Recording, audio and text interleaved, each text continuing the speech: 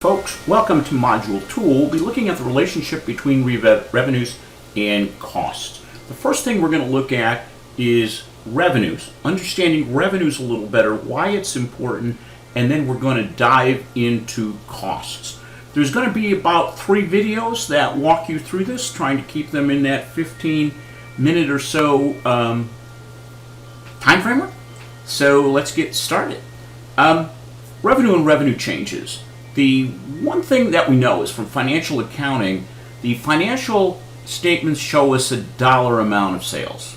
Now that's nice, but it's useful, but from a management accounting perspective, it needs to be expanded to volume drivers. What's the units of production? Also referred to as cost objects. Now, how do we use this information? Remember, the information that you're producing in management accounting is to be used for decision making. Some of the decisions that you can make are pricing decisions. Should we price our product more? What's the ideal pricing point? Production. What should we produce more of? Which should we produce less of? How do we look at what to produce in what quantities and the price? What is that relationship between them? And of course it has a relationship back to costs. Product management. This is a big one because it's looking at profitability. How profitable is the product? How profitable is the business segment? How profitable is the territory?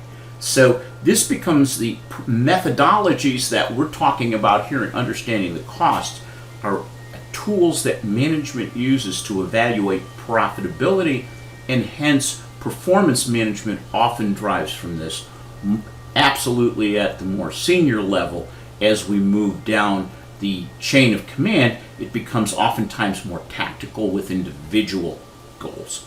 Profitability, one of the biggest uses. And should we discontinue a product? Okay, is a product not making enough money and that we can't raise the price, that we should discontinue it? No longer relevant. It's used in introducing new products. What is it that the customer wants? So that's the revenue and revenue changes. This is why it's important.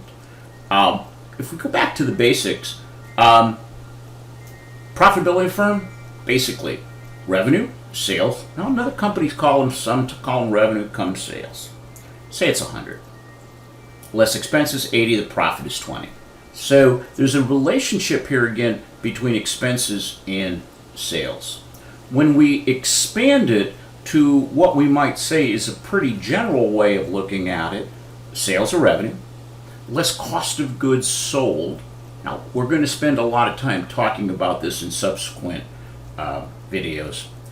Gross margin, which is the difference between sales revenue less cost of goods sold. We generally refer to it in dollars and percent. Now, the percent becomes very valuable because you can control, remember, in this formula, there's a numerator and a denominator. So we have to see which one is changing if the percent is changing. Gross margin, oftentimes referred to as what's the contributing margin. And contributing margin is used more internally to the business to see what is the contribution of that product, business unit, territory to the company as a whole. We then see selling general administrative cost, income before taxes, and net income. So let's just say that what we're going to spend some time on is looking at what the sales revenue, then what are these cost of goods sold, really taking a deep dive into costs, and then take a look at general and administrative costs. Now, the key thing that I want to bring out here, and I'm spending a lot of time on it, I think, and your project is around that, and that's correlation. There is a strong correlation between the sales volume driver, the cost object, if you will. So we start with understanding revenues, because changes in revenue are going to be related directly to the costs. There should be. That's why we do this work in managerial accounting, to prove these things out, to evaluate them. So let me give you a look at a couple. Okay, continuing on, what I've done is I've put this Excel worksheet out there for you to see. What I'm going to do is I'm going to walk through Geneseo Coffee Company. From a financial accounting basis, they have sales in 18 of $5 million. In 2019, they had sales of 6, or they're up $1 million. Now that's very nice. I mean, we can actually compute a percentage, and we can see that on a percentage basis. If we look here, put that in percentage, that sales are up 20%. That's great, right? So now the question becomes, how do we look at that into seeing what changed? Was it pricing? Was it volume? Was it a mix of both? Was it a management decision? What was the action that was taken? Was it a function of costs?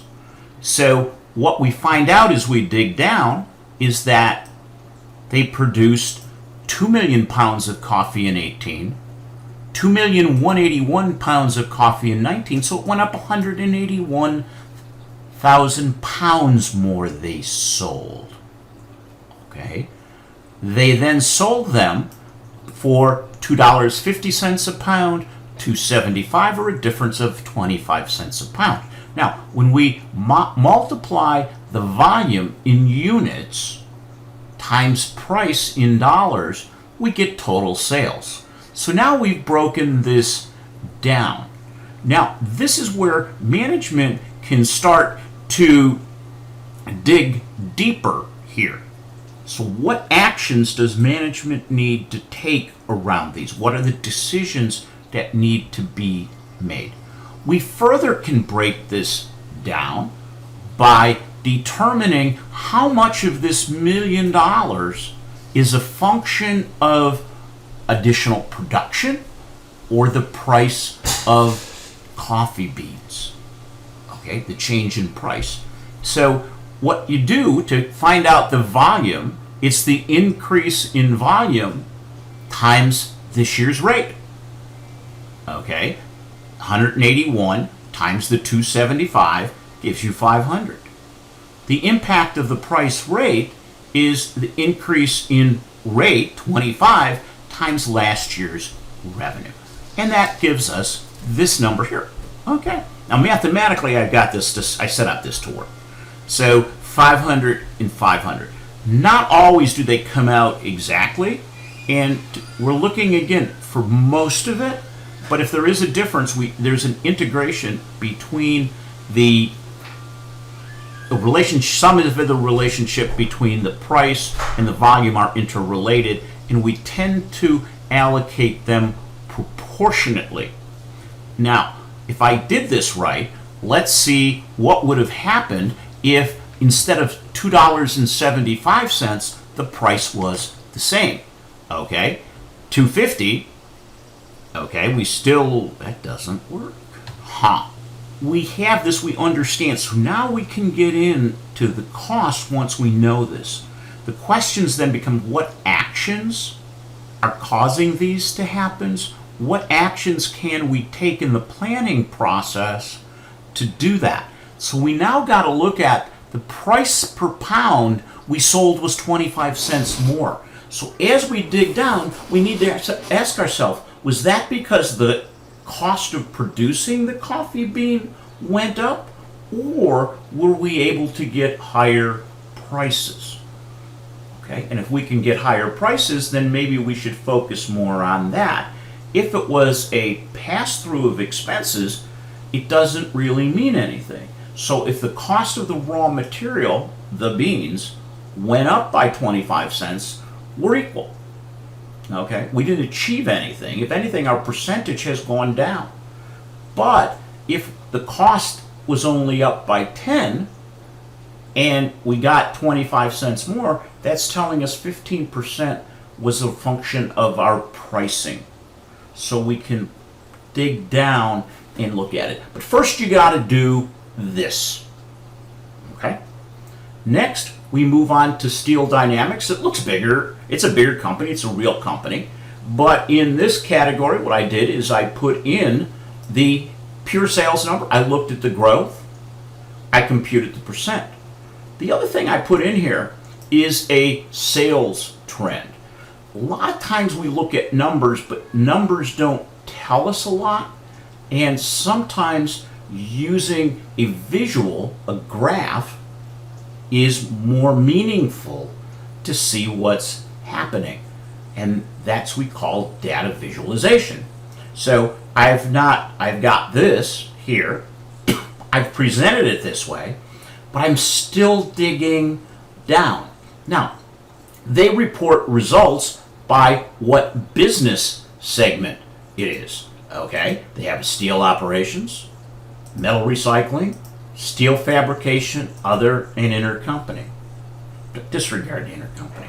But what I've done is I've laid out here what has been the change in dollar and percent for each one of them.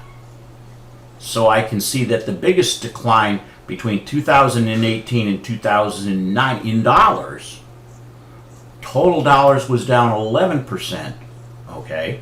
But in metal recycling, it's down 22%. So I want to keep digging deeper. Remember, these are the decisions that management has made. So we want it historically. So we want to understand why was it deliberate. But this comes into the planning what we need to do. I'm only going to walk you through the steel operations right here. I'll make that just a little bit bigger for you to see. And of course, then when you do that, I gotta open this up a little bit. In steel operations, again, I went back, I looked up the volume drivers. This becomes the key thing. How many tons did they sell? How much was the price per ton? So what I saw was that production went from 997 to 9841, or it declined by 156 million tons. Okay? Then the price went from 922 to 835. So I want to say, what was the cause of that? And as you can see, when I do the multiplication, just as I did in Geneseo Coffee Company, that I'm explaining about $1 million of it. But we can see that the change in sales was a function primarily of price. There was a volume impact, but the majority of it was there. So this is going to help us determining what happened to we look at expenses in context of that. Keeps going down to metal recycling, steel fabrication, and we do the same thing. So this is, once you've identified what your drivers are, you take a look at this before you can move into costs. So start thinking, what do you think the second project may be? Just a thought.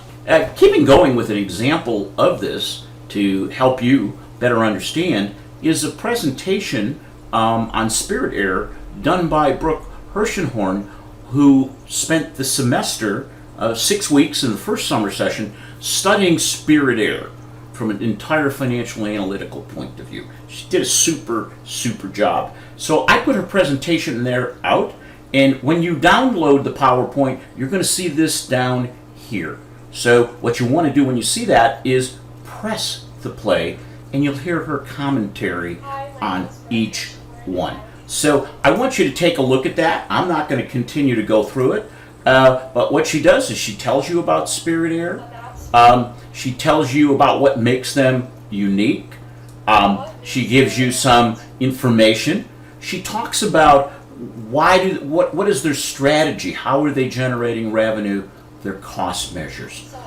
The next thing she does is she breaks down how do they make revenue. And for the airlines, it's yield per passenger mile in cents and revenue passenger miles. And you can see she comes pretty close. After that, what she does is she does a chart of sales, and she talks about that. Here's the growth in dollars, and she further breaks this down into what happened each year? What's the change as a result? So what I would like you to do is go through this, but listen to what Brooke did. And see, I think you'll start to get a really good sense of that. And if you have any questions, please let me know.